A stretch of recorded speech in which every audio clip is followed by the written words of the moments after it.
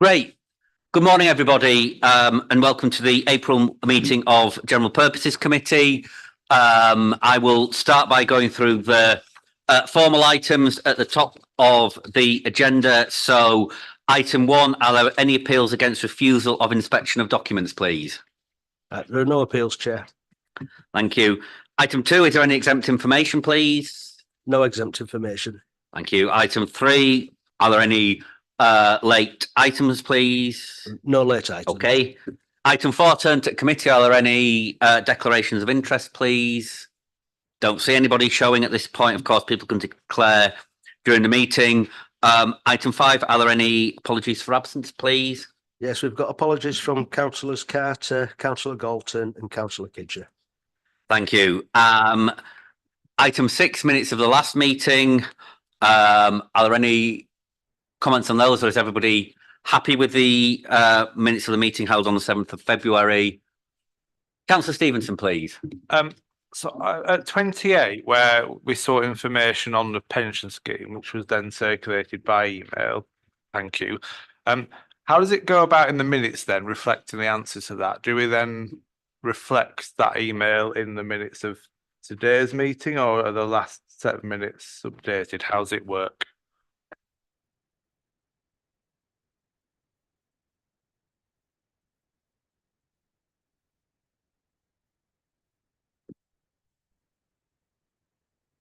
Unfortunately, I wasn't here at the last meeting. Obviously, the information should have been provided to members following the meeting, and obviously, I'm presuming that answered the relevant question which you'd raised.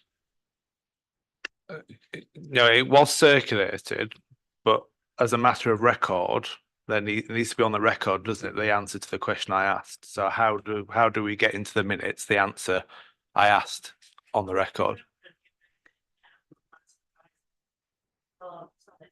Well, was it? Sorry, I'll bring Nicole in and then Councillor Cooper. Nicole, please. Thanks, Chair. Yes, I was advising at the last committee, so I can remember the issue.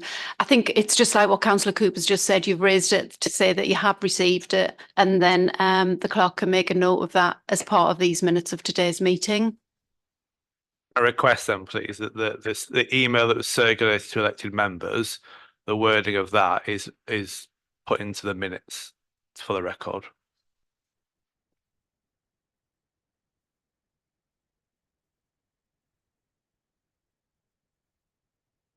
Is everybody happy with that? Great. Thank you, Councillor Stevenson. If you could move, if there's no other issues on the minutes, we'll move on to the substantive paper we've got today, which is item 7. And are you introducing this, please, Nicole? Mariana, please. Yeah, I'll just start off, Leader, if that's okay.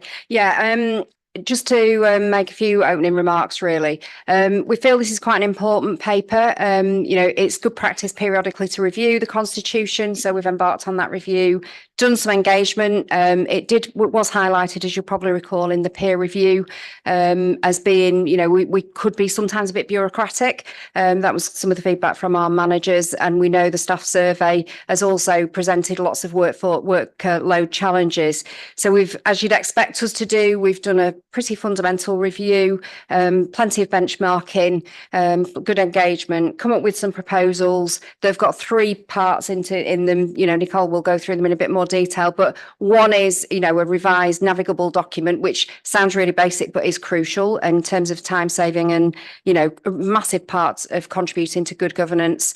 We are recommending some changes to decision-making categories to simplify them based on learning from what others do and what we're required to do. And then we have updated the CPRs. Obviously, there's lots of implementation with this if it's agreed today, which obviously is really important in terms of the practice, because the most important thing, obviously, is this us retaining, our practice in line with our values, being open, transparent, etc. That's been a really key part of our driver. So assuming, if we can answer any questions, depending on the outcome of today, we will move into that implementation mode. And then importantly, Catherine, as monitoring officer, would want to review the changes in a few months' time, just to make sure that any amendments we've made and any practice we've changed, does meet the drivers that we've set out. So yeah, we're really pleased to present the report. Nicole can outline anything I've missed and we can answer any questions. Thank you. If there's anything you want to add, Nicole, at this point, please come in and then I will open it up to the committee. Chair, I was just going to pull out some of the main issues or the implications in practice as to what the recommended options for change are. So the scope, as Mariana said, was to look at decision-making, contract procedure rules and accessibility of the Constitution. The report does give you some information on the contract procedure rules, but members are not being asked to approve those today because they are going to be approved under the Chief Finance Officer's authorised delegation. But colleagues are here to answer any questions on those if you need to ask any. In addition, as Mariana said, we are going to have one accessible and searchable document. We're really pleased with the work that colleagues have been able to do on that within systems that are already available to us. So moving to the decision making, there are the recommended options for change are set out at paragraph 3.7 of the report. And in short, they are that there will be no change to key decisions. But that we propose to delete significant operational decision category. That's a non-statutory requirement category. And at the same time, however, publish administrative decisions where the financial threshold is more than £250,000 or where the decision maker thinks that there's another reason for the matter to be published. In practice, this means that anything that is not a key decision will be an admin decision, but that anything that is an admin decision with a threshold of over £250,000 will need to be published. So maintaining the current key decision definition and threshold means that the existing level of member oversight, transparency and scrutiny of the most significant decisions that the council makes is retained, and the length of time to make those decisions will also not change.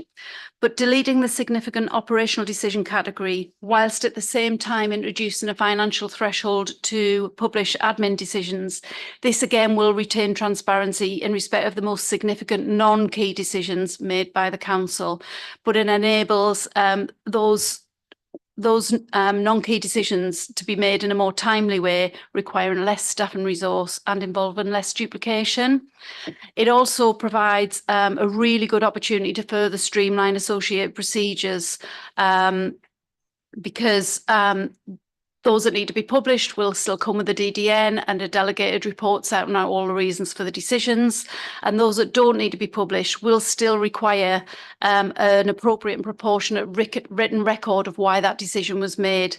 And that's, it brings wide efficiencies and consistency across the council, but it also maintains the good governance of decision making that, of course, is really important.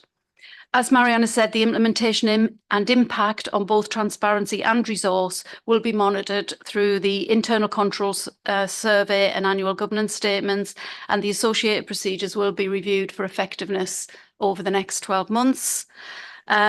So collectively, the recommended options for change are considered to best respond to the drivers that Mariana spoke about for the review and stakeholder feedback. They introduce much simpler definitions, they continue to meet statutory requirements, they support good governance and are in line with benchmarking. And Mariana spoke about the extensive consultation that's taken place and no concerns have been raised.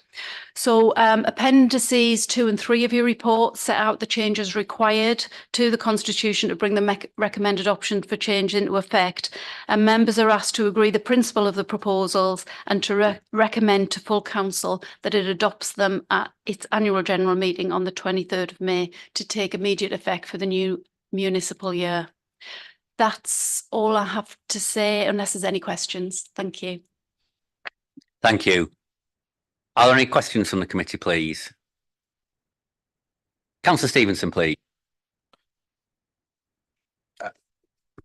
Agree with the general thrust of what's been put forward. Can I just ask, in terms of this key decisions that are subject to the calling mechanism, so how will that change here at all if the threshold's been increased? The key decisions as they stand are not changing at all, councillor Stevenson, so all call-in will still occur. For the lower threshold though that's been changed, were they subject to call-in beforehand? Only key decisions are subject to call-in or anything else that goes to executive board, that's right, isn't it? Yeah. Yeah, so anything that goes to executive board would still be subject to call-in. Thank you. Are there any more comments on this from the committee? Okay, I'm going to turn to the recommendations on page 7. I take it everybody is happy with those recommendations. That's great. Thank you. And I shall close the meeting there. Thank you, everybody.